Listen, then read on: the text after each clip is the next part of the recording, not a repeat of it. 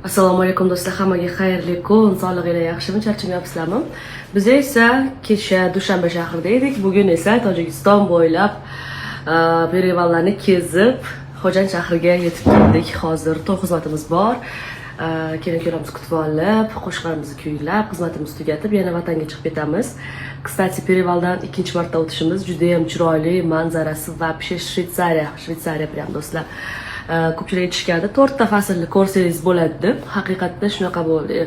Boshda chiqqanimizda bahor, keyin o'rtada yoz bo'ldi, oxiri kuz ham bo'ldi, qish bo'lmadi, to'g'rirog'i qor bo'lmadi, oxiriga kelib ozgina sovuq bo'lib qoldi. Xullas, ko'rmasanglar bo'lmaydi. Bu bizning o'zimiz Perivalimizda ancha farq qiladi do'stlar. Shunaqangi krutoy поворотlar bor, даже shunaqangi xavfli.